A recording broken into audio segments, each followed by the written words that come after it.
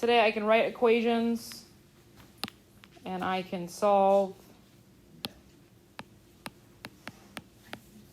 Then the second part of the lesson, we're going to talk about choosing the best method when it comes to systems of equations.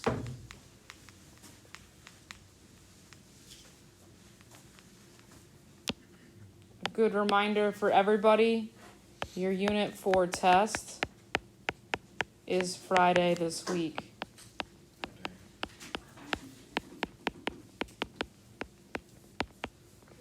Okay. Caught some bass and trout. So I'm going to underline that or highlight that. Each bass weighed 3 pounds. Bass weighed 3 pounds. Each trout weighed 1 pound. Pat caught a total of 30 pounds of fish. And he got 5 points in the competition for each bass. And since trout are endangered in Gun Lake, he lost 1 point for each trout he caught. And he scored a total of 42 points. There is a lot going on in this word problem. Here's how I like to start these. Shh. We're going to write these in standard form. Okay? And I'm going to start with the totals. What are the two totals? Right. 30 pounds of fish and 42 points. Let me scroll down a little bit so we have room. 30 pounds of fish and 42 points. And so that is what I'm going to start my equation with. Let's start with the 30 pounds of fish. How much does each bass weigh? 3 pounds. Are you okay with me using B for bass? Yes. So I'm going to say 3B. And how much did each trout weigh?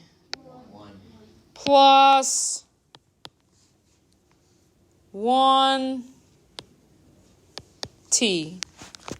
So I took all the information that had to do with the weight of the fish and made a standard form of a linear equation.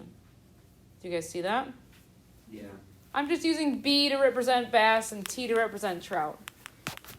What's the other total? 42 points. How many points did he get when he caught a bass? So I'm going to write 5B. How many points did he get when he caught a trout? -1. So he's going to lose a point for each trout. So instead of adding T, what am I going to add or do? Subtract 1T. This is a system of linear equations. What is it set up best for? What method should we use? Elimination. They're both in standard form. Everything lines up nicely. Let's see if you can finish it now in your teams. You can check your work for bass. Once you solve for bass, solve for how many trout he caught. 3. Don't forget to show your work. Let's bring it back, please. Did we get 9 bass and 3 trout? Now, someone asked, should we write this in a point? No, because it's a word problem. You should be writing your answer in the context of the problem. You should be saying, Pat caught 9 bass and 3 trout. Like, your answer should be a complete sentence, and it should be in the context of the problem. Not just 9B and 3T. Like, what does that mean in the context of the word problem we just solved? Any questions about number 1? No. Do you want to do another one together, or do you want to try 2 and 3? 2 and 3 trying alone. But I don't know. Next one I got. Let's do number 2 together. Can I erase everything now? Yes. Okay, let's do number 2. Does someone else want to read for us? Anybody want to read for us? You want me to read? Okay.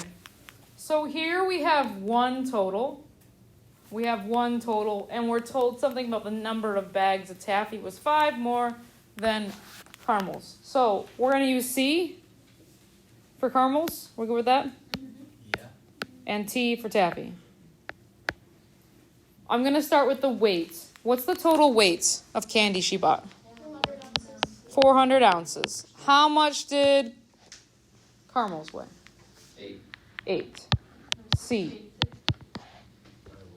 Oops, sorry. Yeah, 16. Oh, yeah. 16. There we go. 16C. How much did taffy cost? Or weigh? 8 8. T. That's our first equation. Now, the number of bags of taffy was 5 more than the number of bags of caramels. How can I represent that? Taffy is 5 more. What's that? C plus 5. When I hear more, I should be thinking addition. If I heard times in the problem, I would be thinking multiplication. What method is best? This is the setup. What method is best? Great. Substitution. Give it a try with your team now. Substitution. Again, I wrote my solution in blue.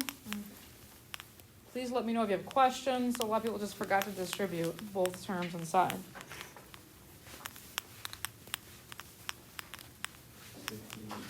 Did we all get 15 and 20?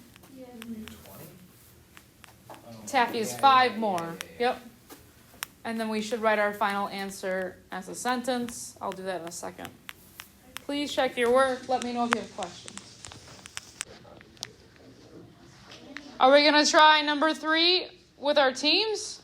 Yeah. I have no idea how to set it up. Let's give it a try.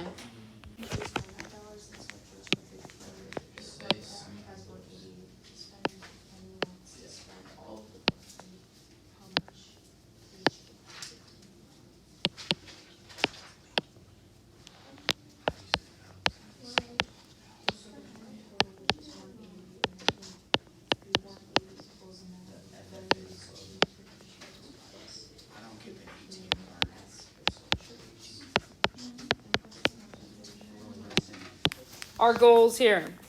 What is the best method for solving? And when I say methods, can you help me list the methods we've done so far? We've covered all of them. Substitution. What else? Elimination. And then there was one more we started this unit with. What's the third method?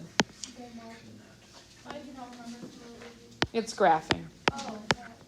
Graphing. These are the 3 methods. Follow along with me. Choosing a strategy for solving systems. For each system below, decide which algebraic solving strategy you can use. When I say algebraic strategy, I mean the 3 up there. That is, which method would be the most efficient and convenient. Be prepared to justify your reasons for choosing one strategy over the others. Now, some of you have pointed out to me that you solve those word problems in different ways. That's fine. We're looking for which method would be the most efficient for the setup. I'm going to hand out these problems on a large piece of paper. Please don't start solving them yet. I'm going to assign a few of these per team. And the first thing that I want you to write nice and large at the top what method your team is using. When you've got it solved, we're going to sort and organize them back here and look at why we chose each method for the setup of the problem. Sound good? Yeah. Great.